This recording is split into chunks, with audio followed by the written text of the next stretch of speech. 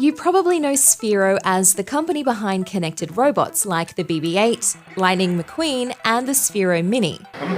But now the company is in transition, making robots that are more about creating than just acting as toys, like the new $150 Bolt. We're at Sphero's Design Center in Boulder, Colorado, where we got an early look at the Bolt as it was being developed and refined. It's also where the company develops and prototypes new products amid playful reminders of their greatest hits so far. Sphero's first big product for teachers and students was Spark, where kids can code and learn how to control the robot from the app. And you can start even with no experience. You can just draw lines to get it to move. You can drag blocks to represent code, or you can actually write the actual code in a text editor. So it's really scalable from really young kids all the way up to like university. Bolt is more sophisticated than Spark. There's an 8x8 LED matrix that can be programmed to display animations, real-time data, or even just play a game of Snake. If you have multiple bolts, they communicate with infrared. In a game like Pac-Man, for example, the ghost ball automatically chases the Pac-Man ball as you drive it around the room. The ball can find north like a compass, and it's also waterproof, plus the inductive charging pod gives the battery around 2 hours of playtime. So we're taking a swing in the pendulum is what we call it here internally. And we don't like to say toys or education anymore. We like to say entertainment and towards creators. So for a while we were making entertainment devices like BB-8, R2-D2, Lightning McQueen and Spider-Man they were amazing products, but they weren't as really focused on being creative. They were focused on interacting with a story.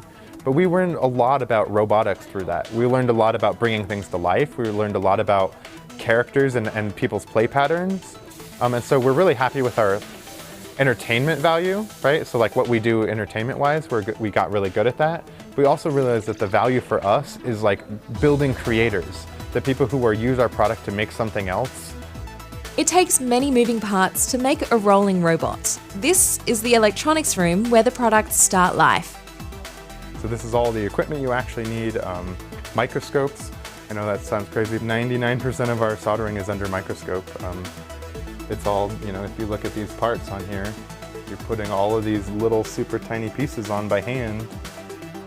In this particular space, we built Bolt and Mini. So both of those, all the way through their electrical engineering and design work built in here. This is probably the worst station for any robot to come upon. This is our electrostatic testing station. So this is an ESD gun. It goes at like 50,000 volts or something, and we put robots on this big metal table and we shock the crap out of them. But it's important because the robots go through a lot, and you don't want them to create electricity inside of the ball. It was much worse on like R2-D2. Because you have R2-D2 sitting here and like a little metal pad on him, and they're like, they're like.